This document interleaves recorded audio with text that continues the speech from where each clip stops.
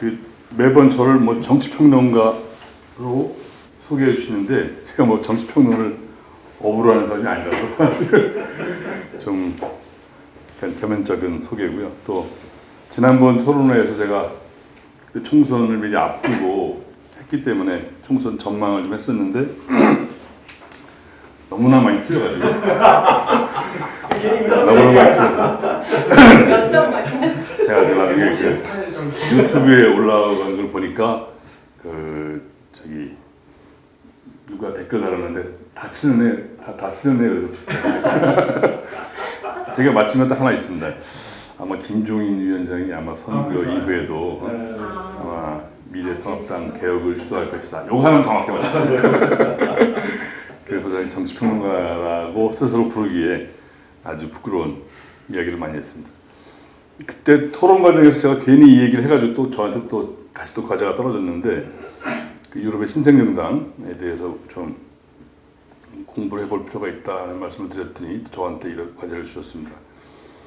그 지금 오늘은 특히 이제 포데모스하고 오성운동을 중심으로 살펴보겠지만 굳이 따지자면 뭐 나중에 우리 윤명정 소장님께서 말씀해 주실 악마를 수도 있고 또 저 그 그리스 시리자가 있죠. 시리자는 연합정당이긴 하지만 지금은 단일정당으로 바꿨죠. 처음에 출발은 연합정당으로 출발해서 바뀌었습니다.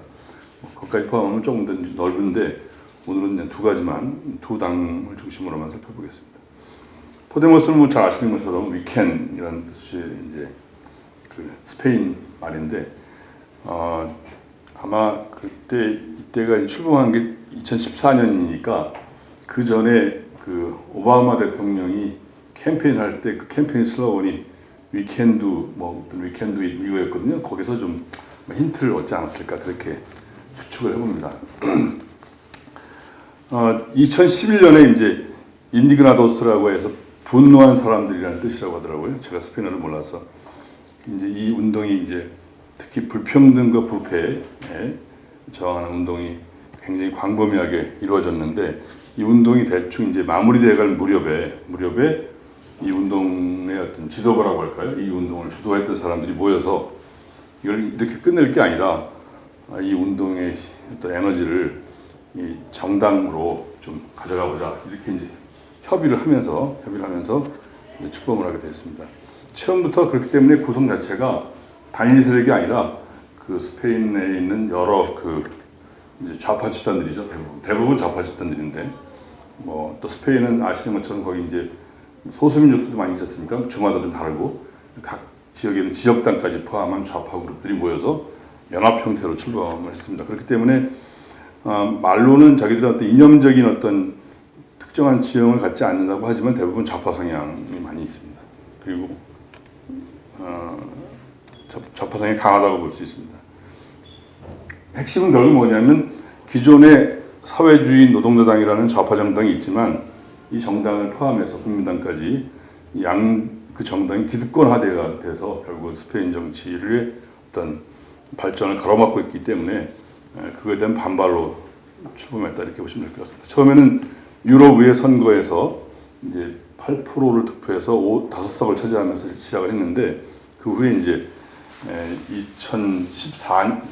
2015년 총선 그리고 16년 총선에서 제3당으로 이제 도약을 했죠. 근데 지난해에는 총선을 치르면서 좀 줄었습니다. 그래서 아마도 이제 지금 당 대표가 파블로 이글레시아스인데 그 개인 어떤 스캔들 그리고 스캔들 여자 문제가 아니라 무슨 뭐 집사고 이런 문제 이런 거 포함해서 또 카탈루냐 독립 문제에 대해서 굉장히 애매한 태도를 취하면서 아마 제시가 준 것 같습니다. 여기 정책은 2014년에 처음 내놓은 것이긴 하지만 유럽의 선거에 참여하면서 내놓은 프로그램이 있는데 그 프로그램이 크게 4개입니다.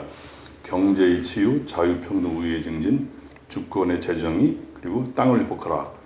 이 내용들을 보시면 뭐 빈곤 축소, 기본소득, 또 이제 다국적 기업에 대한 어떤 이제 규제, 그 다음에 이제 리스본 조약 폐기는 뭐냐면 이제 2008년 금융위기 이후에 긴축 재정을 이제 강제했던 그 조약이거든요. 뭐 그런 거의 폐기, 그걸 통해서 이제 그 긴축 정책을 폐지하자. 뭐 FTA에 대해서도 부정적이고요. 뭐 대략 이런 이제 성향을 가지고 있습니다. 땅을 회복하라는 보면 대충 이제 생태주의적인 또 지향을 갖고 있다고 볼 수 있고요. 그리고 이제 그게 대충 정책의 내용입니다.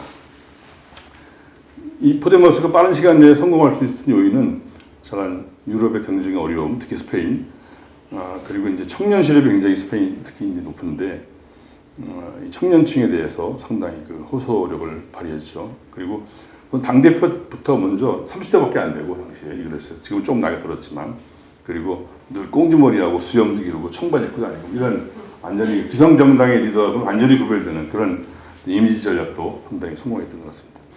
그리고 소셜 미디어를 매우 잘 활용했고 젊기 때문에 또 웹사이트를 통해서 당원들도 모집하고 지금 당원 수로만 따지면 스페인의 정당들이 제일 많습니다. 포데모스가. 그 주요 특징을 보면 특징을 보면 여러 가지 주요 당내 의사결정을 대부분 인터넷 투표를 통해서 다 합니다. 그렇기 때문에 모든 당원들이 다 결정 과정에 참여할 수가 있고요. 특히 거기 이제 서클이라고 하는 일종의 풀뿌리 조직이 있는데 이 서클은 우리 기존 정당은 지구당이라는 게 있었으니까 당원 협의라고 할 수 있고 지구당이라고 있는데 지역구 단위로 되어 있는데 이 서클은 뭐냐면 꼭 그렇지 않고 직능별로 또 관심 분야별로 전문 분야별로 다 있습니다. 그래서 무슨 간호사끼리 모인 서클도 있고 이렇게 있거든요. 거기서 이제 계속 의제를 발굴해서 당시도 그렇게 제안하는 것이죠. 논의해서 그런 형태의 풀뿌리 조직이 상당히 활성화되어 있고 잘 기능을 하고 있습니다. 기본적으로 이제 시리자나 오성운동과 마찬가지로 포퓰리즘 정당이라는 평가가 지배적인데 그래도 스페인 내에서도 이제 아까 말씀드린 것처럼 양대 기득권 정당이 딱 가로막고 있는 스페인 민주주의 시스템을 어떤 개조했다는 측면에서 매우 유익한 영향을 끼치고 있고요. 그리고 역동성을 부여한 그런 측면이 있습니다.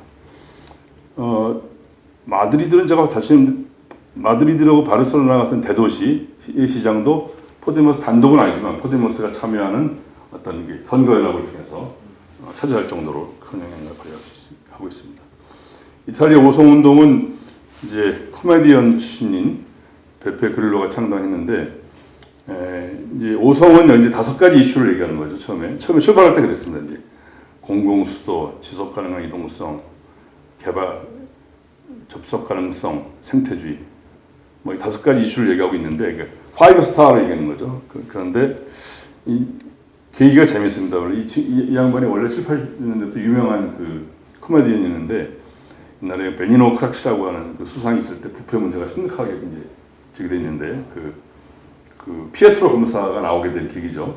그때 이제 공중파 방송에서 그 이제 풍자하다가 방송에서 퇴출이 됐습니다. 퇴출되니까 이제 이 사람이 이제 일종의 그 코미디 버스킹을 한 거죠. 전국을 다니면서 코미디 버스킹하고 또 인터넷을 통해서 막 알리고 하면서 오히려 인기가 더 올라갔습니다. 이 사람이. 근데 그 후에 다시 이제 방송계에 복귀를 했는데 그 다음에 또 보니까 이게 그 성경에 뭐 귀신 하나를 추천했더니 귀신이 7명이 들어온다고 이게 더 황당한 베를루스코니가 또 복귀해서 들어오니까 이제 거기서 이제 속된 말로 빡쳐가지고 직접 창당해야 되겠다. 그래서 이제 창당한 게 오성운동입니다. 처음에 지방선거에서는 큰 성과가 없었는데 2013년 총선에서 상원 하원이 다 있지만 하원만 보자면 100구석, 630선 100구석으로 제3당이 되었고 2018년 총선에서는 32.7%로 제1당이 되었습니다. 그래서 지금 현재 북부동맹과 같이 연정을 구성해서 지금 집권당이죠. 집권당을 하고 있습니다. 이념 및 정책을 보면 뭐 직접민주주의, 인터넷 무료화, 생태주의, 유료화 탈퇴, 은행 공영화, 긴축정책 완화, 기본소득 등 상당히 좌파적인 그런 정책들도 많이 있고 또 있습니다. 그런데 또 한편으로는 반이민, 또 난민 추방 이런 것처럼 극우적인 정책도 같이 주장하고 있습니다. 그리고 뭐 백신 반대, 범죄 기록 폐지 이런 이제 황당한 정책도 주장하고 있고요. 그래서 좋게 얘기하면 좌우로 치우지 않는 이념에 얽매이지 않는 그런 어떤 포괄 정당이라고 할 수 있지만 어떻게 보면 굉장히 좌충우돌하는 그런 원칙이 뭔지 모르겠는 그런 거죠. 철저하게 그냥 대중 또는 국민들의 어떤 요구를 그대로 반영하는 그런 형태를 띠고 있다고 볼 수가 있습니다. 성공 요인을 살펴보면 이제 베페 그릴로의 대중적 호소력이 일단 먹혔고요. 그리고 철저히 방금 말씀드린 것처럼 대중의 요구에 부합하는 그런 포퓰리즘 정책을 썼고 또 이제 이탈리아는 최고의 문제가 부패인데 그 부패에 극심한 이탈리아 정치에 대한 환멸, 대중의 환멸. 그리고 이제 이탈리아가 남부와 북부 사이 불평등이 심한데 오성운동은 주로 남부로부터 지지를 많이 받습니다. 남부의 가난한 사람들이 오성운동을 많이 지지를 하고 있습니다. 이런 이제 신생정당의 어떤 성공 요인 공통점을 보면 이제 마크롱의 잉마르츠까지 포함해서 보면 첫 번째는 대중 스타에 가까운 당 지도자가 있습니다. 마크롱은 이제 슈퍼 엘리트 강요죠. 출신이죠. 베페 그릴로는 이제 저명한 코미디언이었고, 그리고 파블로 이글레시아스는 뭐냐면 제가 이제 볼 때는 스페인의 유시민입니다. 이제 원래 이 당 정치를 하기 전부터 방송 진행자 이런 거로 굉장히 유명한 사람이었습니다. 젊고 말도 잘하고 잘생겼고 그렇죠. 뭐 이 지도자들이 대부분 뭐 젊고 잘생겼고 일단 둘은 30대고, 그리고 말씀드린 그렇고 이제 베페 그릴로는 좀 나이가 좀 있지만 그 당의 이제 다른 지도부는 다 젊습니다. 마찬가지로 그런 것들이 좀 먹힌 것 같습니다. 기성 정치권에 속하지 않은 새로운 인물, 새로운 세력이었고요. 그리고 이게 이제 강력한 대중운동을 기반하고 있습니다. 잉마르츠는 좀 차이가 있지만 사실 잉마르츠도 뭐냐면 처음에 이제 이따 말씀하시겠지만 마크롱이 시작할 때 자기 고향에 가서 일단 청년 단체를 만들었습니다. 청년운동 단체를. 그 청년 단체 이름이 잉마르츠 전진이라는 의미였죠. 그걸 토대로 대중운동을 좀 벌이다가 나중에 그 정당으로 소환하는 그런 게 있습니다. 특히 포데모스는 아까 말씀드린 것처럼 이 분노한 사람들 운동이 우리의 촛불 집회에 비견될 정도로 상당히 광범위한 대중운동으로 전개가 됐습니다. 그리고 뭐 이게 중요한 현실인데 이탈리아나 스페인 모두 신생정당의 진입이 용이한 그런 선거제도를 가지고 있습니다. 조금 차이가 있는데 광의의 비례제입니다. 둘 다. 스페인은 이제 얘기하면 이제 일종의 대선거구제거든요. 거의 비례제 같은 그런 기능을 하게 되고, 이탈리아는 확실하게 정당 명부식 비례대표를 하고 있습니다. 예외적으로 뭐 몇 군데 선거구에서는 단일 선거구도 있는데 그건 소수고, 그렇기 때문에 앞서 살펴본 것처럼 뭐 이런저런 득표율을 올리면 바로 이제 제3당 경우에 따라 제1당까지 올라갈 수 있는 그런 제도적 뒷받침이 되어 있습니다. 그리고 여기는 쓰지 않았지만 또 한 가지는 이 신생정당들이 이제 강력한 연합 세력을 구축해서 주장합니다. 저는 지난번에 이제 많은 이제 정당들이 정당 명부식 비례대표제를 보고 새로 창당하고 했는데, 저는 사실 이제 유럽의 이 사례에 비춰보면 저는 그렇게 가는 것은 제가 볼 때 굉장히 소모적이라고 생각합니다. 미래당에서 오신 분도 계시지만 그런 것들이 다 연합해야 되거든요. 제가 볼 때 다 연합해서, 그나마 작은 힘으로 다 연합해서 하나의 힘으로, 나중에 연합한 다음에 이번에 뭐 이제 위성정당이라는 게 문제가 있으면 했다가 나중에 쪼개지는 하더라도 일단 선거는 연합해서 해야 되는데, 이제 오성운동이나 포데모스가 그렇게 했습니다. 다 연합해가지고 하고 나중에 뭐 필요하면 나눠서 활동하더라도 이제 마드리드나 바르셀로나 선거할 때도 그렇게 했고요. 그런 지혜를 우리가 한번 참고할 필요가 있습니다. 이거는 뭐 이 두 당이 아니지만 녹색당 중에 우리가 주목할 부분은, 녹색당은 이제 연방 강령이 이제 그 생태주의, 사회적 책임, 풀뿌리 민주주의, 비폭력이라는 4대 이제 그 원칙을 가지고 있는데, 그 후에 보면 분권화, 뭐 가부장제적 전망, 영성 이런 거 있고 추가되어 있거든요. 무슨 얘기냐면 녹색당은 사실은 뭐냐면 처음부터 연합정당입니다. 그러니까 탈가부장제적 전망이라는 원칙을 추구하는 페미니스트 그룹이 있었는데 그 페미니스트 그룹이 서로 가담한 거예요. 그러면 그 원칙 추구해 주는 겁니다. 논쟁하지 않고. 그리고 영성운동 그룹이 있어, 그 그룹도 녹성에 참여하니까 오케이 영성 추가, 이렇게 해서 이제 사실은 단일 그룹이 아니라 마찬가지로 여러 개의 그 활동 그룹들이 모여서 만들어진 거거든요.